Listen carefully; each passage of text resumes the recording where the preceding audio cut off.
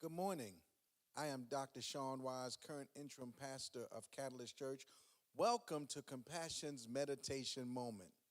I'll be coming from you from the Gospel according to John this morning, John chapter 11, beginning at verse 1. And it reads, Now a man named Lazarus was sick. He was from Bethany, the village of Mary and her sister Martha. This Mary, whose brother Lazarus now lay sick, was the same one who poured perfume on the Lord and wiped his feet with her hair. So the sister sent word to Jesus, Lord, the one you love is sick. When he heard this, Jesus said, This sickness will not end in death. No, it's for God's glory, so that God's Son may be glorified through it. Now Jesus loved Martha and her sister and Lazarus. So when he heard that Lazarus was sick, he stayed where he was 2 more days. I want to use as a subject for this thought, trust God for everything. Trust God for everything. It's interesting, after the 1988 Olympics, it was reported that they held the first opportunity to train a blind skier. What an interesting idea, training someone that was blind to ski the slopes. They actually trained a man to ski while being blind. And the first thought that comes across the mind is, how is it even possible that a blind man would be able to ski? Well, what they did is they paired the blind skier with a sighted skier. And what they did is they allowed the sighted skier to go down a little bit ahead of the blind skier, and the sighted skier would give commands. The sighted skier would say, left, right, jump, down.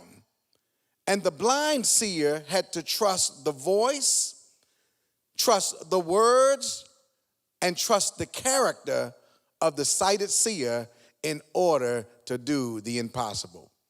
Well, I don't know about you this morning, but that's a real good picture of our lives today.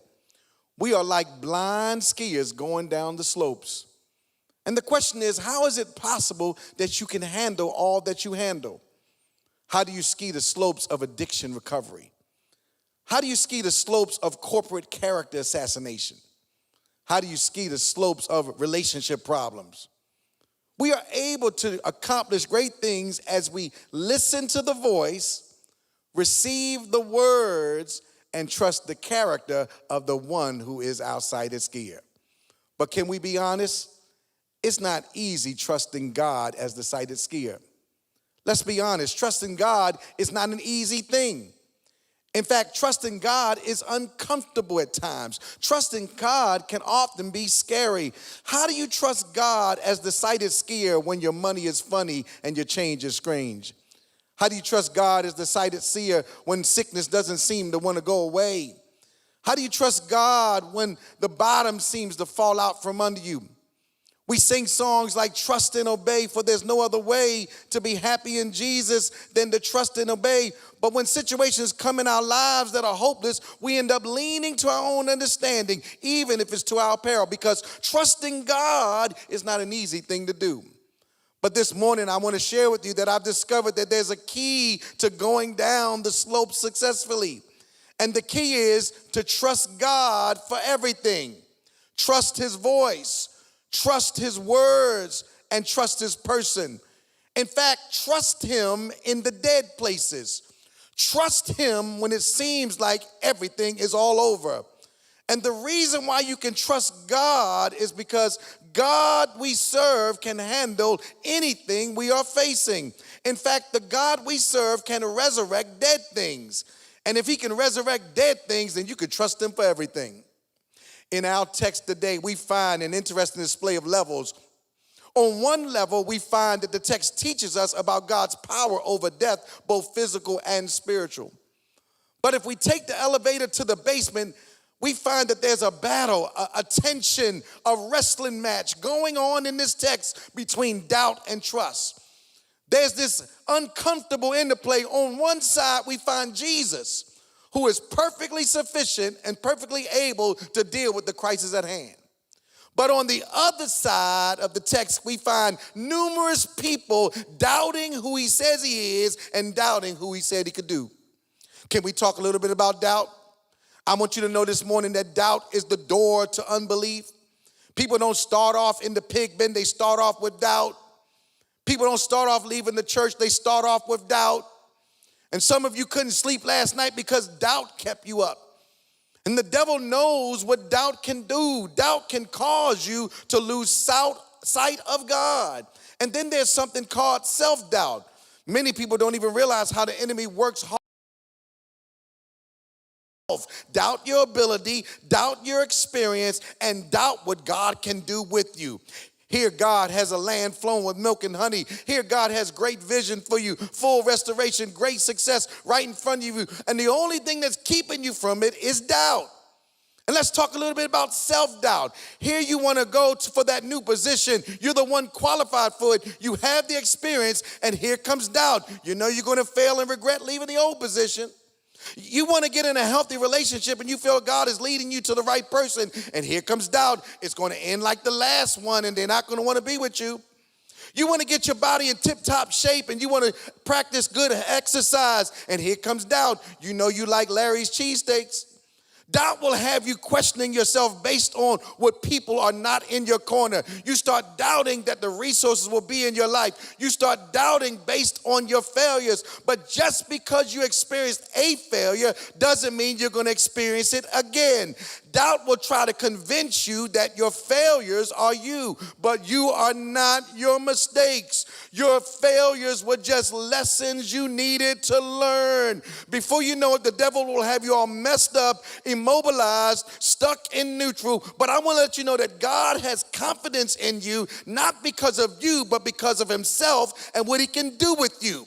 And so since he is running the show, since he is directing your paths, since he's the director of the cast, don't let the enemy cloud your vision with doubt. Rather, secure your life with faith. It is time in your life not to make a doubt move, but rather make a faith move. It's time to cast down imaginations and every bad thought that you have about yourself, and it's time to make a faith move. That Abraham believed God and God put righteousness on his account. I want to talk to somebody this morning that believes that no weapon formed against you shall prosper. I want to talk to somebody that still believes that they're the head and not the tail. I believe that God has even more in store for me than what I can even see. And I believe that God is limitless and that he will get glory out of my life as long as I trust him that every soul of the place that I put my foot on is mine. It's time not to make a doubt move. It's time to make a faith move. And so Jesus was 20 miles from Bethany, and a messenger comes and tells him that Lazarus is sick. Jesus sends the messenger back, and then he does something strange. He waits 2 days before he left. That by the time he arrives, Lazarus has been dead for 4 days. I mean, everyone else, he arrives on time, but Lazarus, whom he loves, he's late. And some of you can feel that doubt growing in this text. Lord, some of you are saying the same thing. Lord, I come to church. Lord, I give. Lord, I serve. Lord, I help people. I do good things. There are people who have done much worse than me, and they seem not to have to face what I'm facing. Why do I face this situation, this marriage, this job, this child? I know you say that Jesus cares, but does he care about me? And I say to this morning that God does care about you.